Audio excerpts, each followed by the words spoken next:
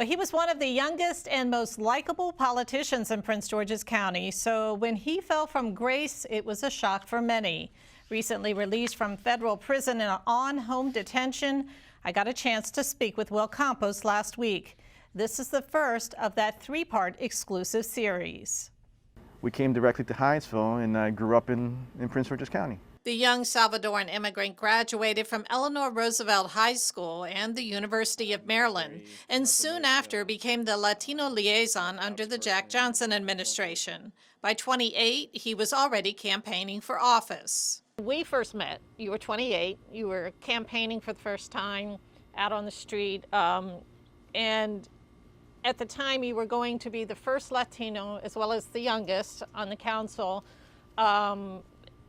At that time, I remember being out with you and you door knocking, and somebody looked at you and said, "Are you even old enough to vote?" You remember that? Yeah, I got a lot of that. Tell us what inspired you to do this.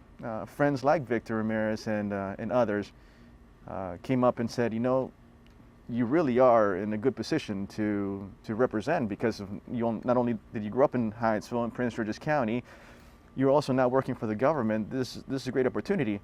Campos filled a vacant seat on the Prince George's County Council during a special election, becoming the first Latino and the youngest ever to hold that seat.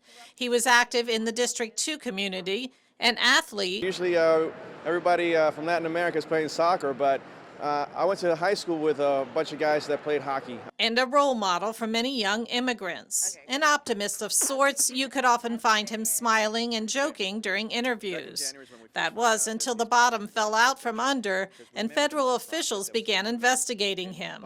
Campos eventually pleaded guilty to taking bribes and kickbacks for official favors. When you went through this thing, what was running through your mind? At the time, I think you were making $90,000, maybe $100,000. What inspired you to do what you did? It was stupidity. It was outright stupidity and greed. There's nothing else to it, because it wasn't necessarily about the money. You know, I was doing well. I was making a good living. I didn't need anything extra to survive. You know, like so many people out there who are struggling on a day-to-day basis, we made a good salary. So it was outright just stupidity and greed. It was stupid. It really was. And when you do something like that, you don't think about it. You don't think about, you know, first of all, getting caught. You don't think about how it's going to affect you. And if it does, you don't think that it's going to be, you know, this horrible sentence, anything along those lines. You don't think about how it's going to affect your family. Had I known things like that, had I been older, I think also one of the problems was, like you said, I was 29, 30 when I got into office.